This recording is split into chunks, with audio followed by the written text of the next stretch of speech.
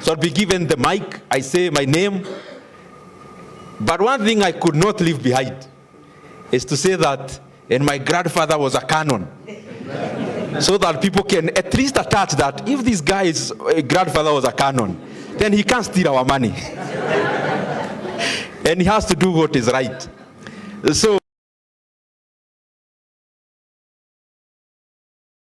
I've grown in church, and also for the privilege, which is immense, to speak to the people who have been called by God to shape us. And as I talk to you, I am talking to you with a lot of gratitude, but also humility, because I know there are many things you do which I cannot. And I am glad to share some of the experiences we'll be sharing today. We are here in this hall as 21 African countries.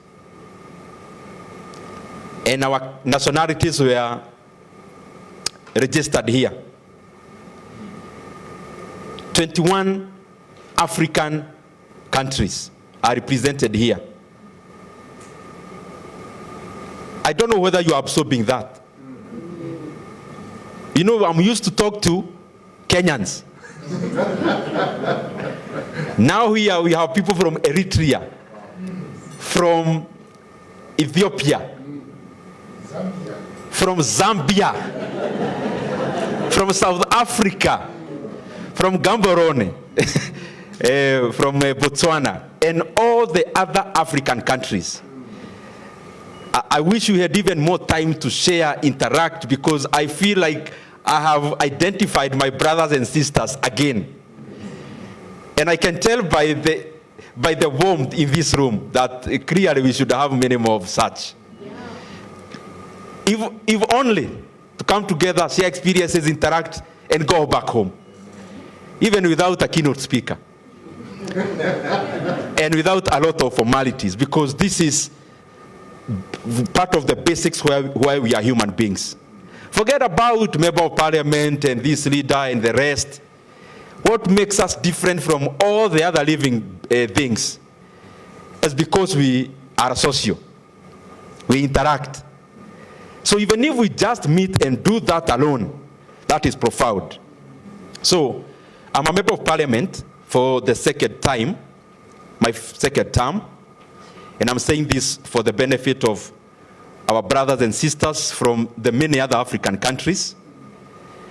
I trained as an economist in the university, my first degree, a university called Kenyatta University, a Bachelor's of Arts in Economics, and then later on, Masters of Arts in Economics in the University of Nairobi, here in Kenya, and also another Master's in Economics, Public Policy, or Policy and Management, from again Kenyatta University. I am also happy that towards the beginning of this year, I got a certificate again on economics from the London School of Economics. And this week I'll be traveling to Harvard University, where I'll be taking an executive certificate in economic development. And I did those things deliberately, especially from the master's part, because out of my interactions with many government officials, in my capacity as work as MP, and previously I used to be the chairman of the budget committee in parliament, I realized that the decisions we make as leaders are so far-reaching to be done in a mediocre manner.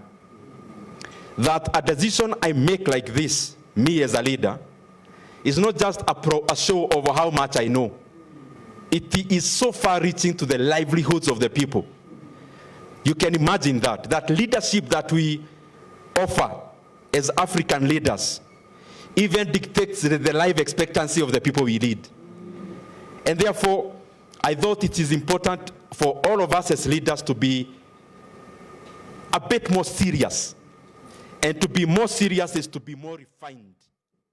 Even in the places we lead, when you have more information, you are likely to make better judgment.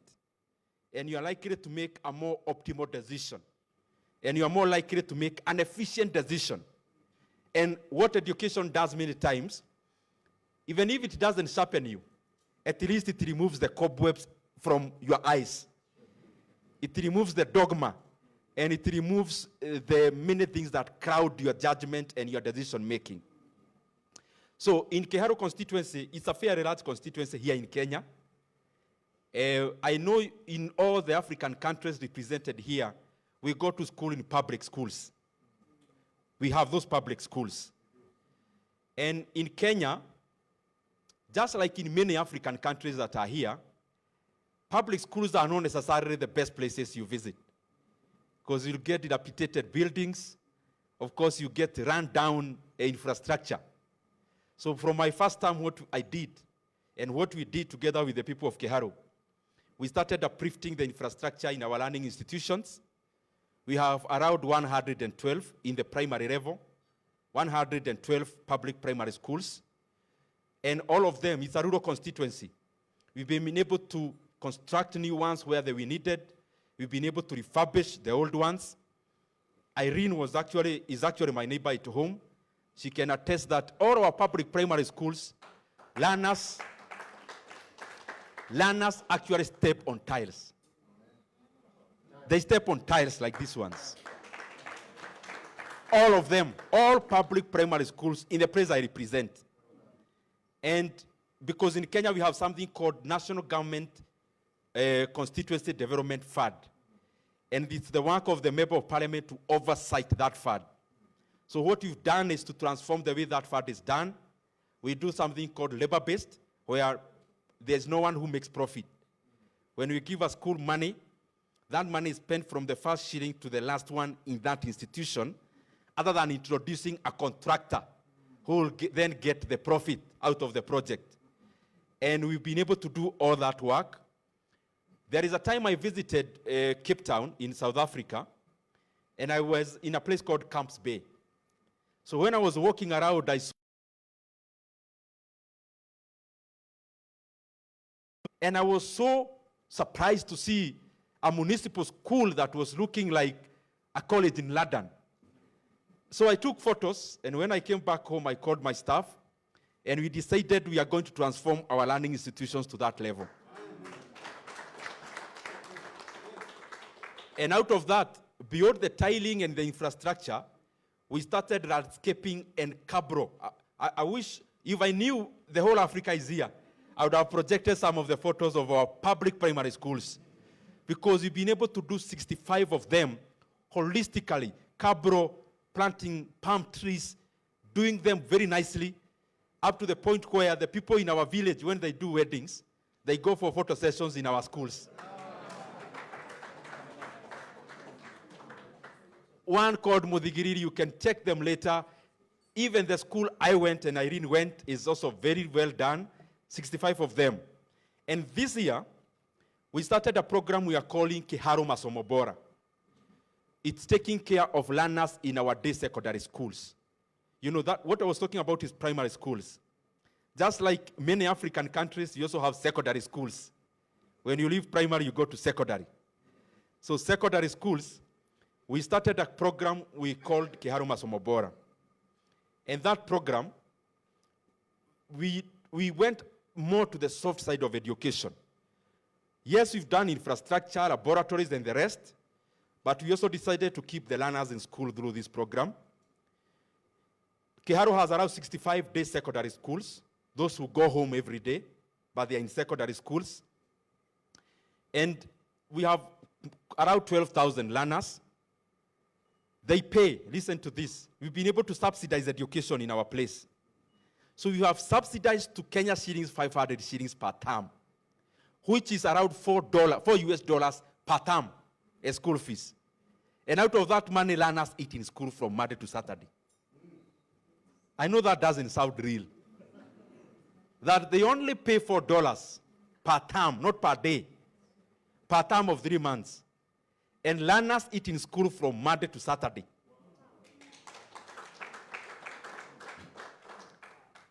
Beyond doing the other things like buying revision books and the rest, because we believe, as a leader, the leadership we are offering is not just for today. our work is to lay a foundation for a better Africa, a foundation for our secure countries. Education plays a critical role in that. And that is why I have not mentioned to you roads and the rest, which we also do as leaders, is because I believe the foundation of societal growth and community development is in education. When you raise productivity per person, you are raising the stakes of also the community and the stakes for our own individual countries. Now, I want to go to today's conversation. And I requested that at the end, I will reserve a few minutes for interaction in what we call questions and answers. I didn't come here because I know a lot. I came here because it's African to share experiences. And the experiences I have could also help some of us, and I could also benefit from the many questions and interactions we'll have towards the end of this presentation. When I was invited to talk about community, about development, and we are church leaders,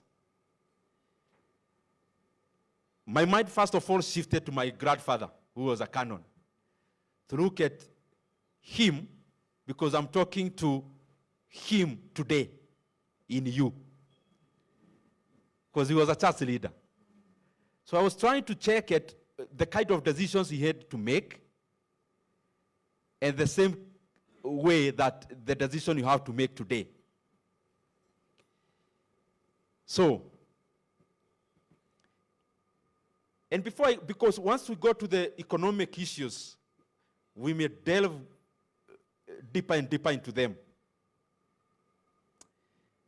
Before I go there, let me also say this. I have read many books, but you can attest, all of you, there is no book full of wisdom than the Holy Book.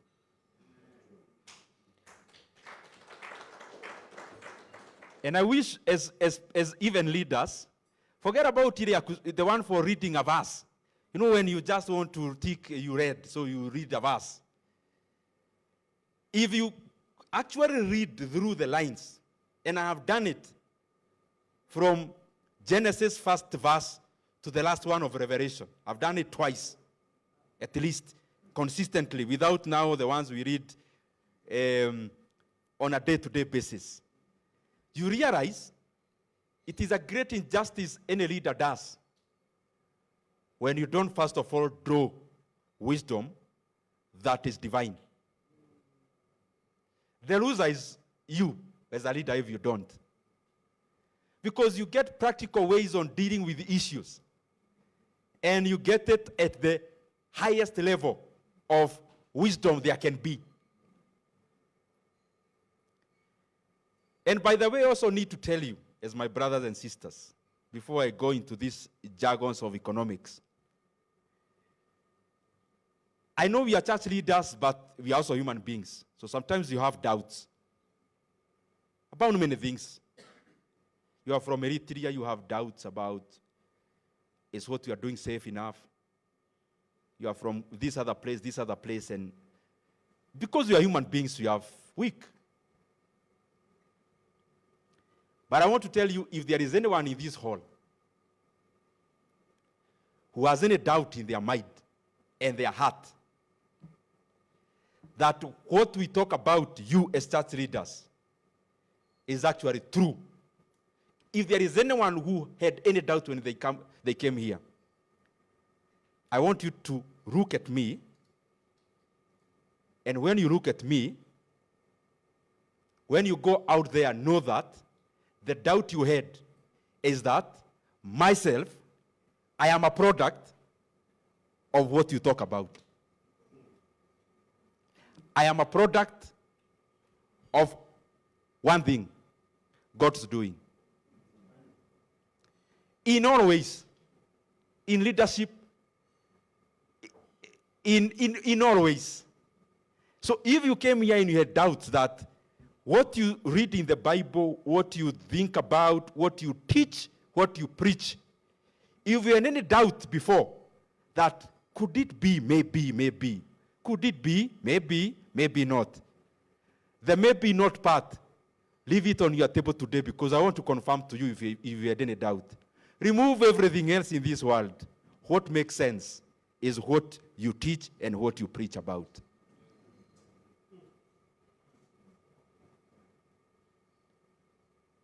Even if I was to end my speech there,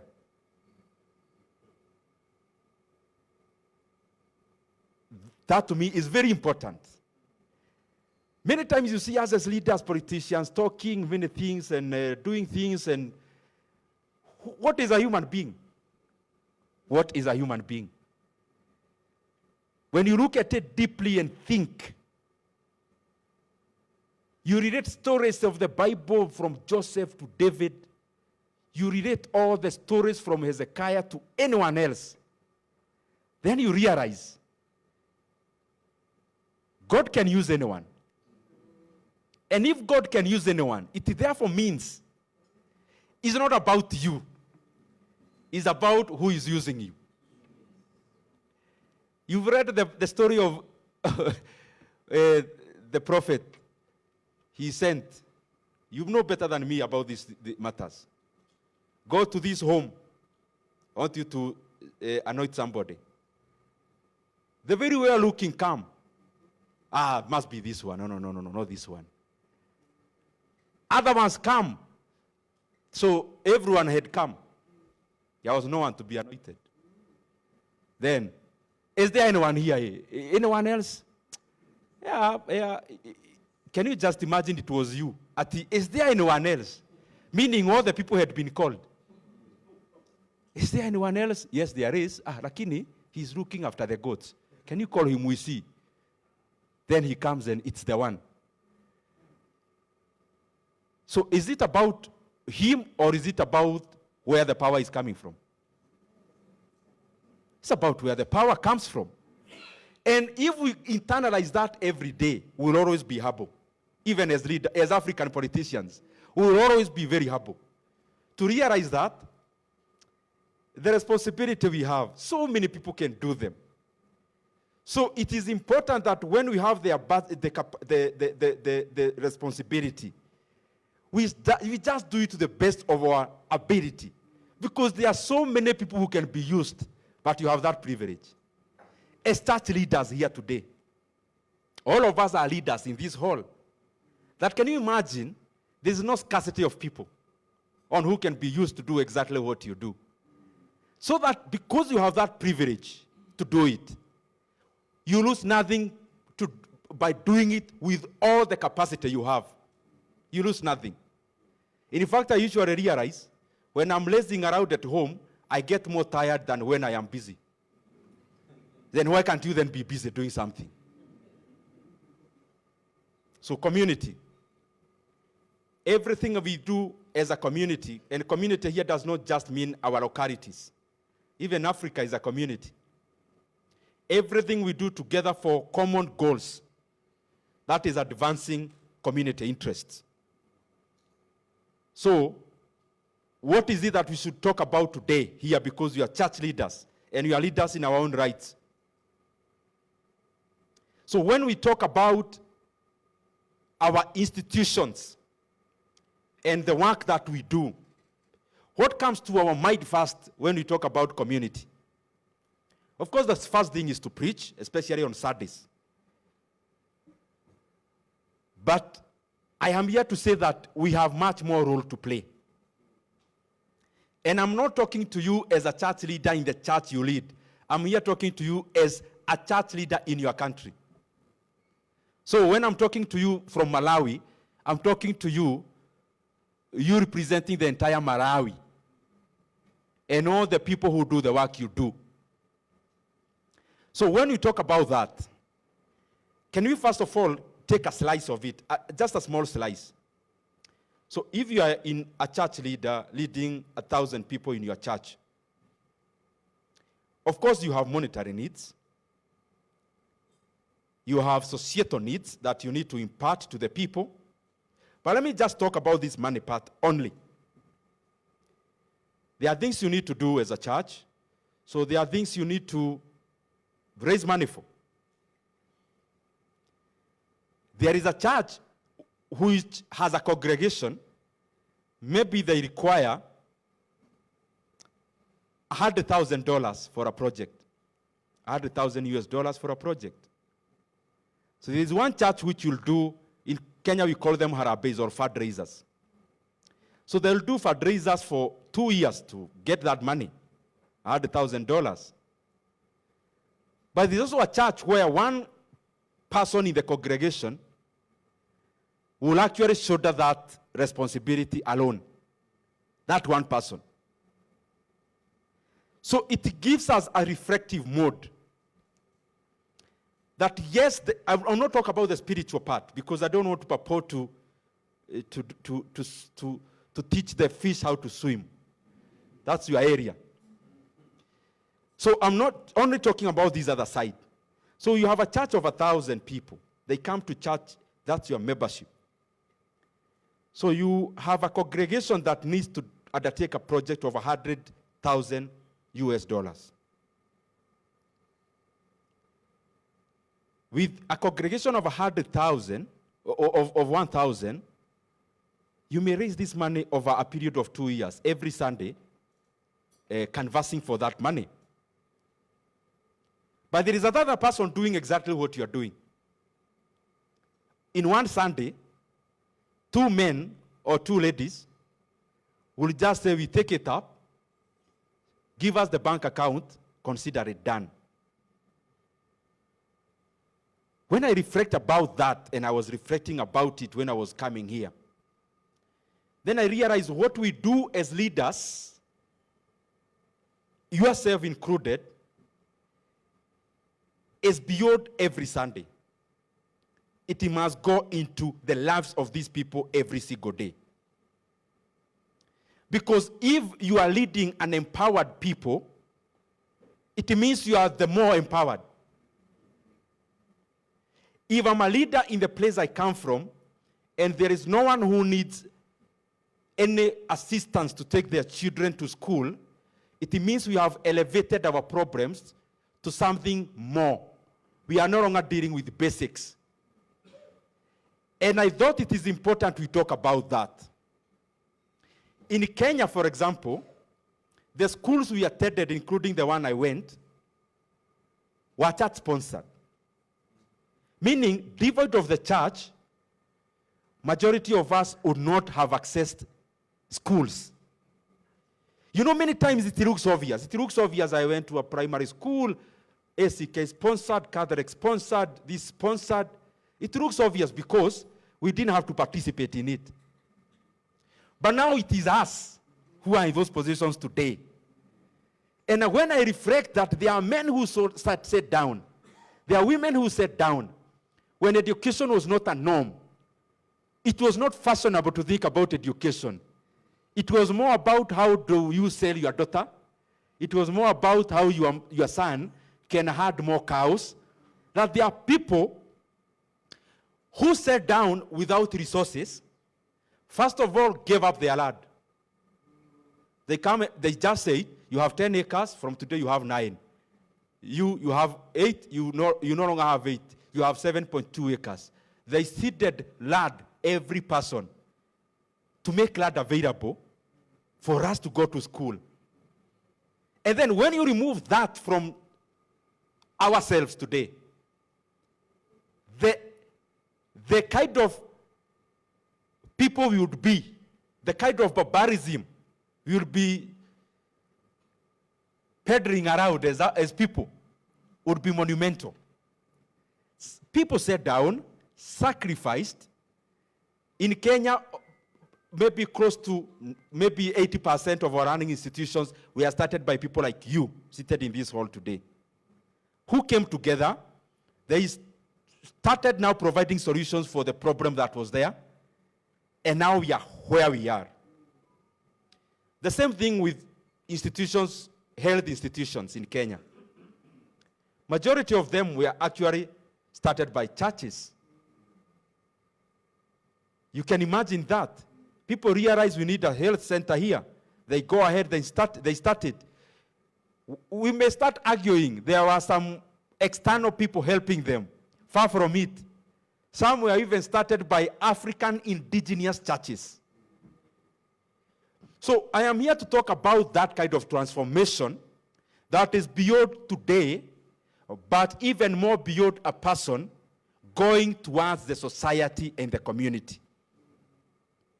That we must not keep on thinking that was a problem for those people then. Our problems in Africa are not yet solved. And there are no other leaders to look at and point at them. The leaders to do things in Africa are in this hall today. So we must start taking that challenge. The challenge of transforming our continent from where we are serving. So there are things that I want to highlight, which I would challenge all of us to do. As a church, as leaders, as we lead. Community development is first of all doing away with the problems. So you are doing away with the problems in our societies. So which are these problems in the first place? Because by the time you want to get rid of problems, what are they? I believe in the many African countries I've visited, including our own motherland here in Kenya, the number one societal problem we have to deal with is lack. In other words, poverty. So whatever thing we are addressing, at the back of our mind as leaders, let's always know there is a bigger elephant you must keep on fighting here. And this bigger elephant is called poverty. But how do we deal with poverty many times? Aid, donors, fundraising to help. It's okay. That's good for short term. But I want you here, because you've read many books. Cite for me one model of a country that grew out of aid. One country in the whole world that we cite now, this country grew out of people donating money to them. I've never seen. Show me one university in the entire of Africa, you tell me, this one was established courtesy of donations, and it has reached there courtesy of donations. Why is it that we can't show fundamentally transformative agendas that has only come out of being given? Then it means, from today, the leaders here are not leaders of donations anymore. They are leaders of bigger transformation. Because there is no better way of judging the future but by the past. So judge from the past. Show me one country in the entire world which we read in economics books and we say, you know, they were very poor and now they are very rich because they were given money. As donations, as aid. Where? None. Zero. So it has not worked for 200 years. It's not likely to work in the next 10 years. So then how do we do it? And I'll finish before you know. So don't think that there are so many other things. The ones I'm saying are the speech. There's no other speech after what I'm saying. So look at it this way. We are here as Africa. In our generation, China has gotten transformed. The China you know, which is building roads in all our African countries, all of you looking at me, there are Chinese in your country building roads.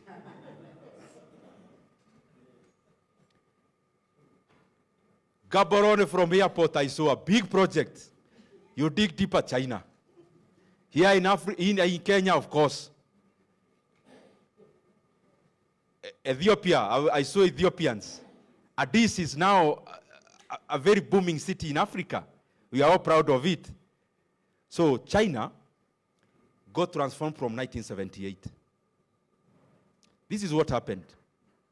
There was a man who was called Mao Zedong. Mao Zedong was the president of China, or the leader of the Communist Party of China, prior to 1976. So he did the work of uniting Chinese people to be who they are. So that's the work he did. Most of his policies were not sound economically speaking. One was called Cultural Revolution. Some of his policies led to millions of Chinese dying out of hunger. But we remember him as a unifier. So he passed on in 1976.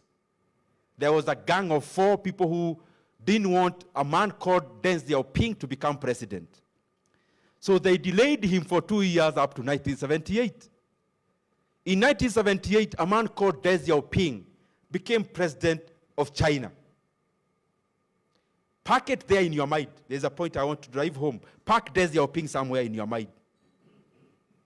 South Korea, when Kenya was getting independence, just around the same time all our African countries, most of them were getting independence, here comes South Korea. A man called General Park becomes president. He was actually a general of the army. The man becomes president in 1960. And he starts something called an export-led growth economy in South Korea. And the man comes up with a committee which was meeting every month once. For 19 years, he was president. He never missed one meeting.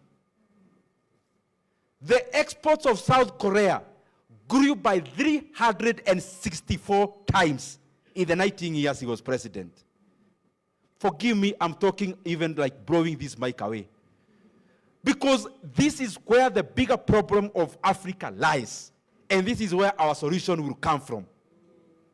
Chinese people never came up with oil in 1978. There are no minerals that they got from 1978. South Korea, they never came up with oil or gold or silver like the abundance of it in South Africa and Botswana. They came up with one gold standard called leadership. That out of a decision of 2 men, out of a decision of General Park, out of the decisions made by Deng Xiaoping, that now the Chinese people who are more poorer than us, the South Koreans who are at the same level as Tanzanians, now they can only lend us money and teach us how to live. Leadership. Many times we trivialize what decision-making means as a leader, you included. But I want to tell you, the transformation of the entire world, of the church, of countries, of continents, none came about because this country got oil and the other one got gold. If that was the standard, there are many who have gotten oil and others gold, and they are more poorer. So when we talk about leadership, leadership, I am repeating, goes beyond the small decisions we are making about small things. Leadership has to go further. That Singapore, the one we know today, at independence around the same time with Kenya and all of us seated here, those guys, we were at the same level. If you went somewhere and you saw a Chinese, a South Korean, and a Singaporean, you as an African, they would have paved the way for you to fast pass because you are wealthier than them. That one distinction, one thing, has led to all this difference. Leaders who are selfless, leaders who wake up in the morning to think about their countries, and leaders who do the right thing for our continent. I'm not talking about your presidents in many various African countries.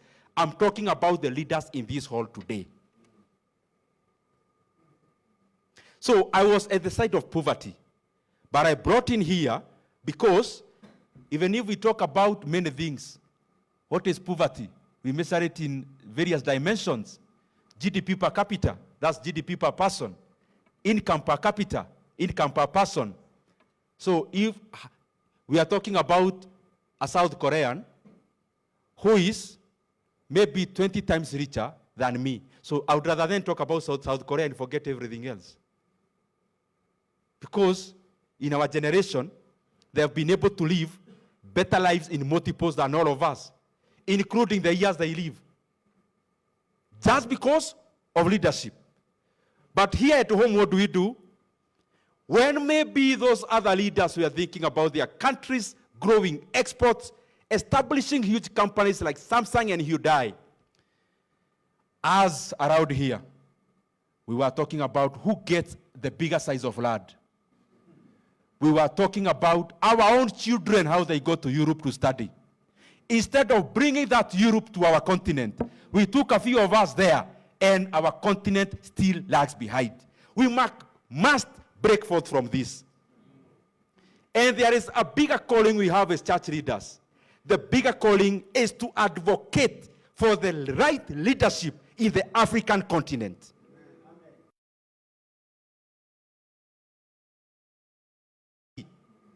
The wealthiest country, the top 10 wealthiest country in the world.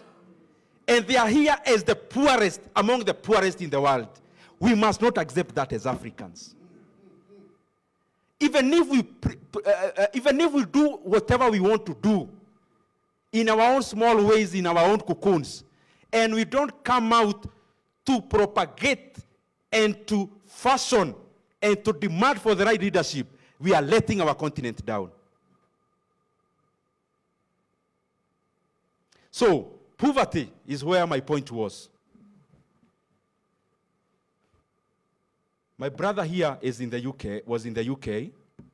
He will have a congregation of 10 people. They'll do something that will help much more than a congregation of 10,000. Why? Those people are empowered. Even if they are 10. I'm totally speaking Spartan about the money part. Because we talked about spiritual part. It's me to sit, you tell me. I can't tell you much about that because I'll be teaching the fish how to swim, which I don't want to go into that area. So, these people are empowered. So when we talk about we are poor and the other people are rich, what are we talking about? First of all, we are talking about they are able to afford necessities. They are no longer talking about where to sleep. They are no longer talking about where to go to school and healthcare. Their needs are higher. They are done with the basics. Then second thing, which is critical and important, and it's the same thing I started with in terms of education, is something called productivity per person. When we say Africa is not as endowed, and we compare an African with a South Korean, what are we actually comparing? South Korea has the same population as Kenya. Let me use Kenya as a laboratory here. So South Korea is in the ranges of 50 millions. Kenya is in the same range. So when we talk about the countries that are advanced, then what are we talking about? Then Kenya should be the same as South Korea because our population is the same. And it's the people who matter.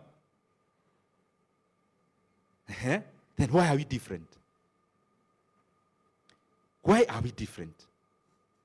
It's because of the productivity per every person. The productivity of this South Korean vis-a-vis the productivity of this Kenyan, one is 20 times more.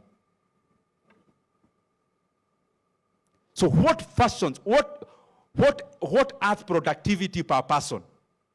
So that even as we do what we are doing in our own areas, we also focus on that. The number one thing is called technology. And technology comes from education. You can't talk about technology devoid of education. Information. Information is the one that brings technology that does things more efficiently.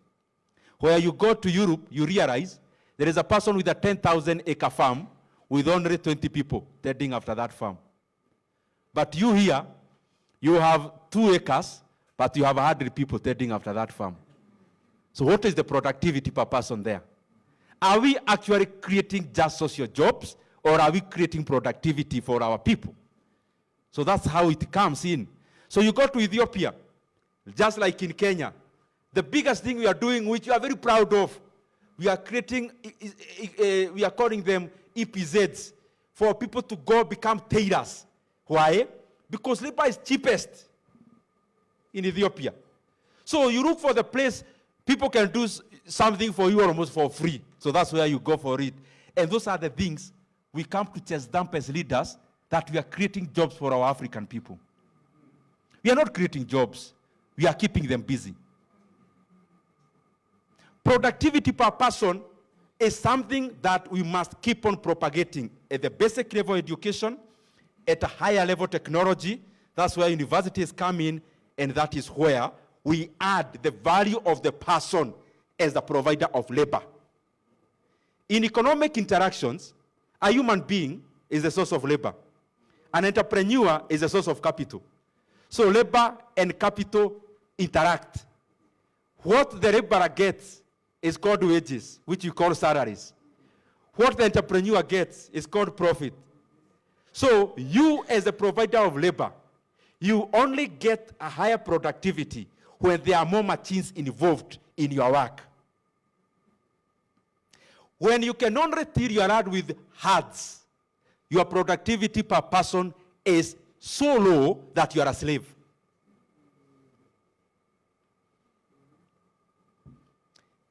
So we talk about poverty, increasing productivity per person. The second thing, access to education. I talked about it before. It is our obligation to make sure that our societies are accessing education, accessing, including institutions, advocating in our various governments, that you are doing a lot of injustice to the people where you live, when there are still school-going children who are not going to school. I mean, it is our obligation, all of us, whether it's advocacy, whether it's actually doing it, we must do it. Of course, I talked about healthcare. I'll not buttress that point because I want to go to the last thing. Actual physical development, including the citation I gave you about here in Kenya, the schools we attended. It doesn't have to be permanent. Start a structure. Let people have somewhere they are calling a school. They'll talk about better infrastructure later as they proceed. Don't wait for you to get a story building. Even us, my grandfathers, my fathers never went to a stone walled building, but it was a school. So let's start from where we are. And of course, it's our work to make sure that we keep on bridging the inequality gap as the people in this hall. And it all boils down to leadership. Now, there are a few things I want to highlight here because I am not speaking for too long. Now, in our various areas, I've moved from the macro. Let me come to the micro in what we do specifically. One of the things that changed my mind are some seminars that used to be organized for us as youth by the church. So the church there is a revival fellowship called East African Revival Fellowship. So my mother belongs to East African Revival Fellowship. So they used to organize seminars for young people. Some have stuck in my mind ever since. Gentlemen would come, I am a doctor. So, I'm from a village, very humble place. So you are here interacting with a doctor. Person telling you they went to university, they studied medicine. Then another one comes, teaching you about leadership. My transformation as a human being started there. Seeing people who are telling me things which ordinarily are not present in my village. So, all of us, let's learn. The institutions we run, they operate there for spiritual nourishment, but they shape the destinies of the communities you lead. The people believe the church has the solution for the legal problems they have, the financial problems they have, the education problems they have. I came here to tell you, you will not run away from that responsibility. I came to remind you, you shoulder it, God will provide. Those small things you do, just accelerate them. As the beacon of knowledge in the locality, in your country, it is your work to make sure that information is flowing. Any place where information is not flowing, those people are in darkness. When is the last time as a church, for your young men and ladies who come to your church, did you ever organize a career talk? Just for people to know there's a difference between a veterinary doctor and a medical doctor. Just for people to know, in this, there's something called computer science, and there is another one called electrical and electronics. You have traveled through aircrafts to come to Kenya, but there are so many people who just need that distinction.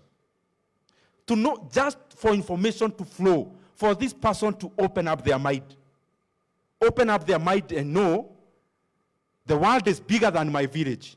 The person who should bring the world to their village is the people in this hall. Some of these things, I'm sure you know them. I'm reminding you because I know they're far-reaching. When is the last time you call people, not even with any machine or equipment, just for that person to talk to your congregation about healthcare? Just that.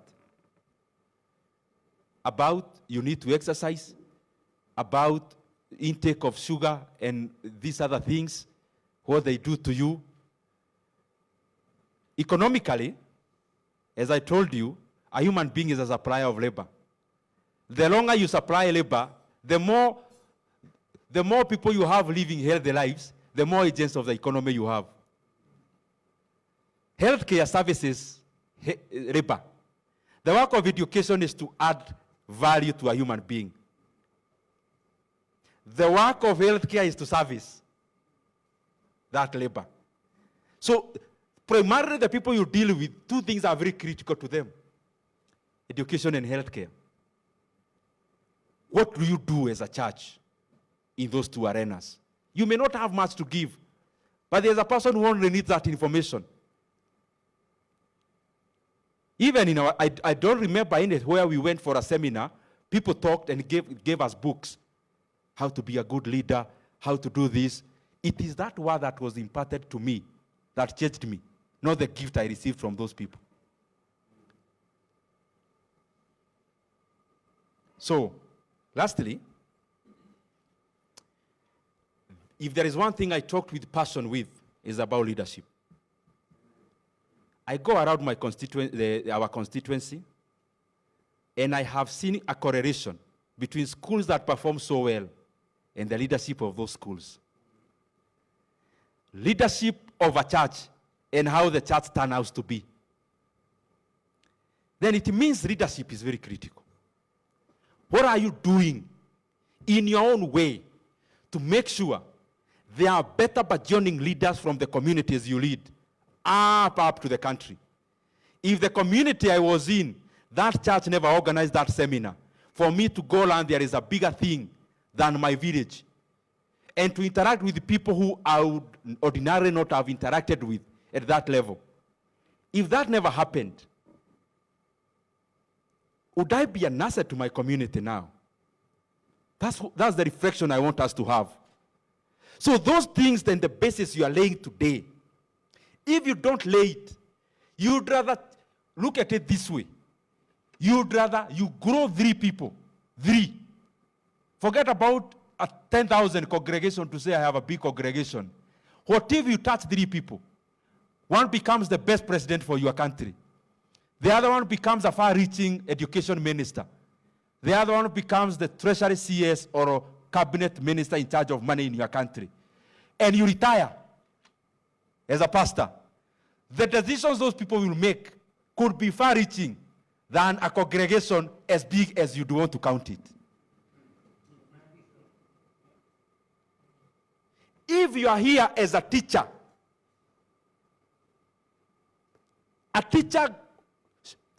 shapes a human being.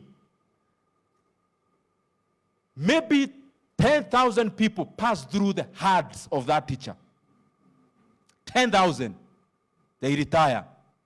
Among the 10,000 becomes Deng Xiaoping or becomes General Park of South Korea. They change the fortunes of the entire country. Then it would have been better for this teacher not to be tied with heading 10,000 people and concentrate with this one who will change the society forever. And because you are not sure who is this one, then you have to do it to all. Only that you have to do it in such a manner that you are creating many general parks. You are creating many Mwai Kibaki, one of the presidents we celebrate in this country. Because then what would it be? And we Africans, let's talk it direct. You are a teacher.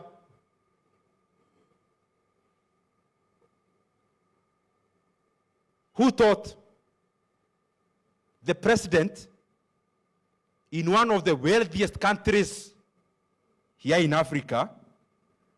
The person became president of that wealthiest country, but he read the most poor people in the world. As a teacher, what did you do to Africa? You messed our continent. So what am I trying to say here? We have an obligation here in this hall as our responsibility to grow the next cadre of African leaders from our community up. There's no African country president who jumps from Europe and comes here to lead us.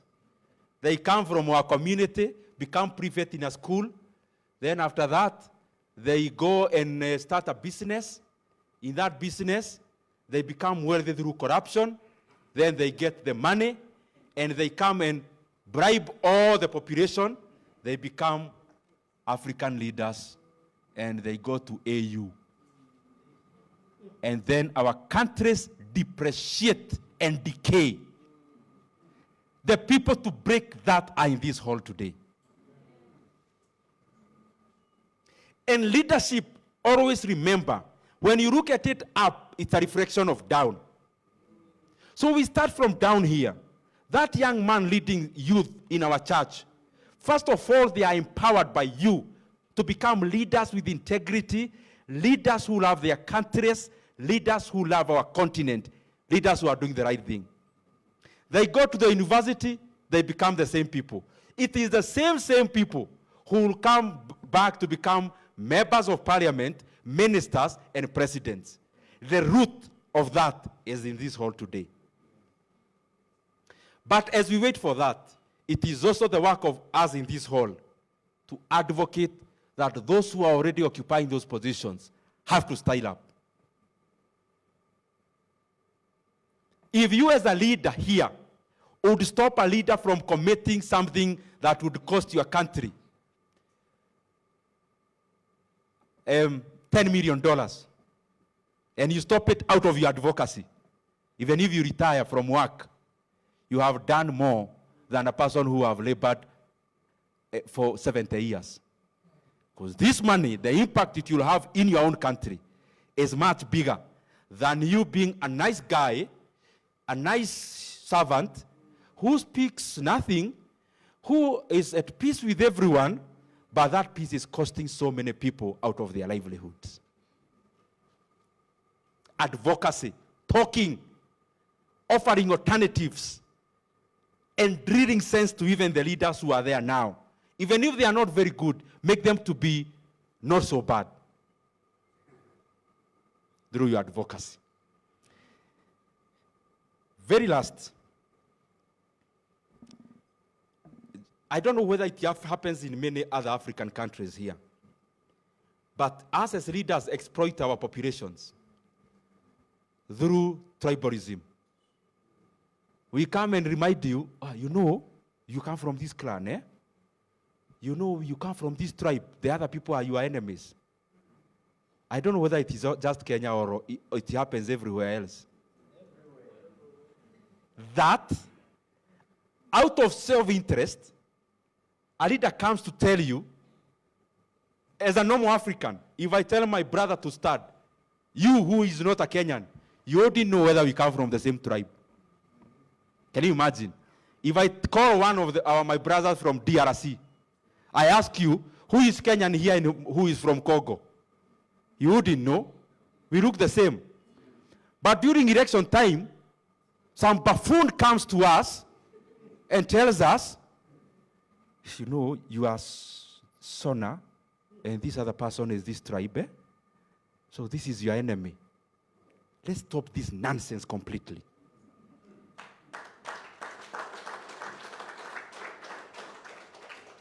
It is to whose benefit that we exploit those schisms? It is to the benefit of the person who wants to dominate you. When you have a country like General Park of South Korea, who even wants to care which tribe we came from? Who cares even? Who cares the tribe Nelson Mandela came from? I don't even want to care. Do you even want to care? But there is some fellow during elections time, you know those guys are this tribe, and us are this tribe. So what? It is our work, the people in this hall, to strengthen the fabric of our countries so that people do not continue to exploit them for leadership greed, so that we take it upon ourselves to bind our countries together in unity. When there is homogeneity, as the Bible says, when there is unity, there is a blessing. Even in terms of the fabric of a country, when there is homogeneity of the people are able to move in one direction together.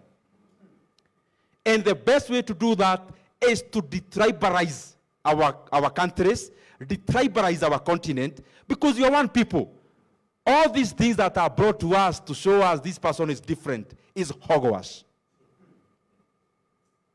The very last thing I want you to carry home. I have done business since I was in first year in campus. And in fact, when I graduated from campus, and my parents came for my graduation, my mother was there with the friends. My son is graduating, you know, our African mothers. My son works with the AEA, you know. My son is in London. My son, I know now, some of you, your mother, in the groups they go. No, I was just from receiving the phone call from my brother who is now in Nairobi. They are doing that in our villages. Because they are happy, they are proud of you. Some of you here, your wife went to a church meeting. When you called, he reported back in the group. Oh, that's my husband. You know he's now in Nairobi? People have to know you are here. People have to know that you are no longer in Eritrea. You are now in Kenya. You are not in Gaborone. You are in Kenya. And even a Kenyan, when I'm in Botswana, I'll call you back when I come. I'm now in Botswana. Because you're proud. So, proud mothers. So, she comes proud. Proud that my son has graduated with a degree in economics. You know what they want? My son works with this big bank. My son works with MTN. My son works with Airtel. My son works with the Access Bank. My son works with Atijara Wafa Bank. My son works with Ethio Telecom. It's pride, man. It's pride. So they come there. I'm graduating. I tell them, mother, listen, when I'm giving a speech, when you go back home, pray for me not to get a job.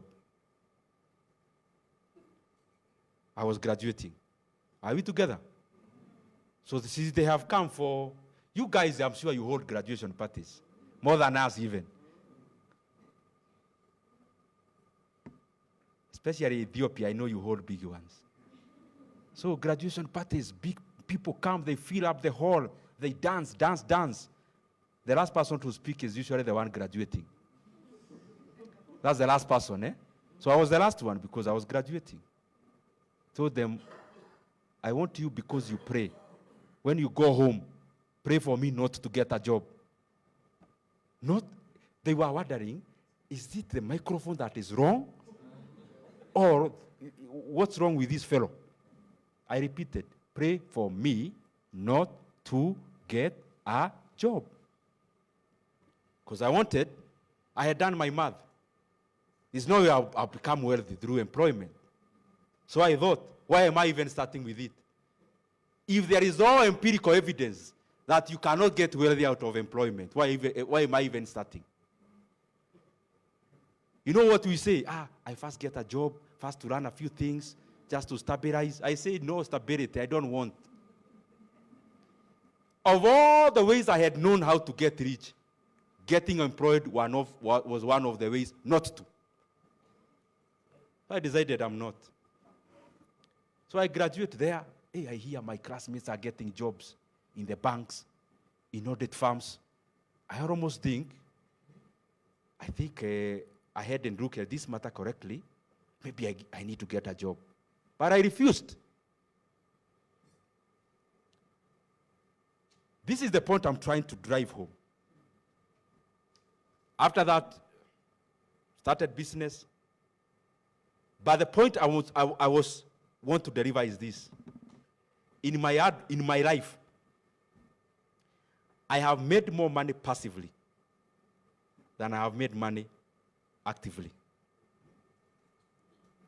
So I'm not telling you about those books we read, Rich, What, this, that. I'm telling you about reality. I have made more money by investing than I have made more money by working for it.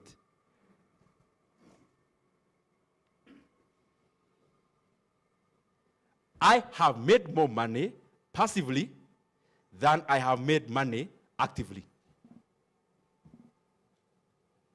The people, Jagote,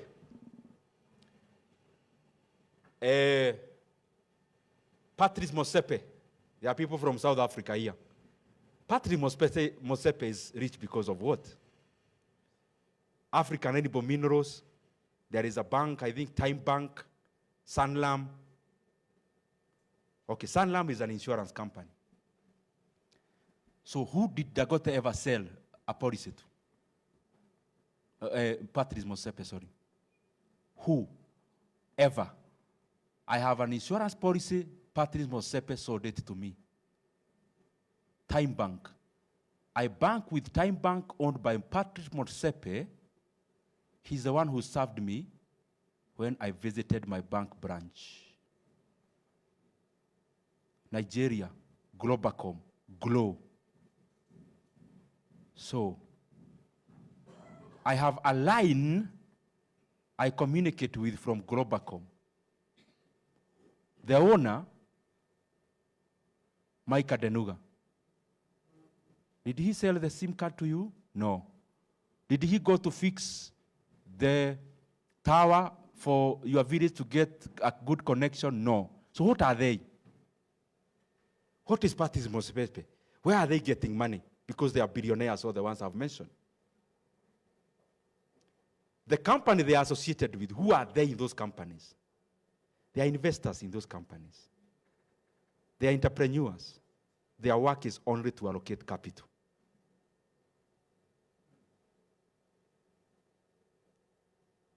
There is one gentleman I read in this December, his book, called Femi Otedora. He's a Nigerian. He's written a very nice book on basically life, but 80% of it is business. So he started a company, Forte Oil, other companies in between. Currently, he's one of the largest shareholders of one of the big banks in Nigeria. Okay. Here in Kenya, there is a bank we call Equity Bank. The person who leads it is called Dr. James Mwangi. He's the CEO. He has around 5% of that bank. 5%. The dividend he got last year from his 5% is $10 million US. divided for 1 year, 10 million US dollars.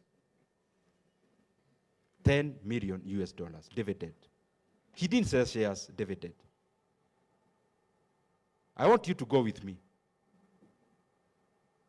So, let me jump all the way. And I go to a country like DRC.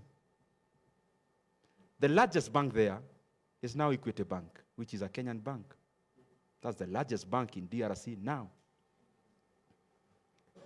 Who are the owners of these banks? We don't know them, but we say, but is it true really? This is what I want us to have in our mind, talk to our congregations, and propagate. Africa will not change. Out of Africans going to school with a singular aim of getting jobs when they graduate. You as a parent here, your child will not become wealthy by them going to University of Lagos, for going to University of Nairobi, for them to graduate and get jobs. You will be a normal parent. You will be a normal pastor when you encourage that young man to become a lawyer, to come and set up, to come and get employed in a law firm. You'll be a normal minister. For us to become abnormal, extraordinary, let's show people to do things beyond the ordinary that has ruled us for so long. People don't go into their schools to get jobs. People go into their schools to remove the cobwebs in their thinking, for them to become more efficient in decision making, to become creators of things. And also know this as the last thing, what I told you. There is more money to be made passively than there is money to be made actively. Let's know what happens in Africa, what are our stock markets. You are a beacon of light to so many people. So get exposed also. Get exposed. When is the last time, I think I'm just talking. If you come from an agricultural dominant area, when is the last time you called an expert to talk to your congregation about agriculture? To talk to them about bookkeeping. Many of your congregation are slaves of their farms. They have 2 cows. Those 2 cows have employed them. It's not them who have employed the cows. They don't keep books. There is a time we went home. So we called my mother with my sisters. All the time my mother couldn't come to Nairobi and spend a night. I'm going back to the village. Now who will give my cows this and that? Who will tend after our goats? So we called her. Come with a book and pen. Can you write to us how many liters of milk you get per month? She wrote. Then after you take the milk to the dairy, what happens? Within the month, I take the feeds and the salt from that dairy. How much remains? This much remains. That what remains because our supper is not big. Do you buy Napier grass? Yes. How much? This much. We did the math and realized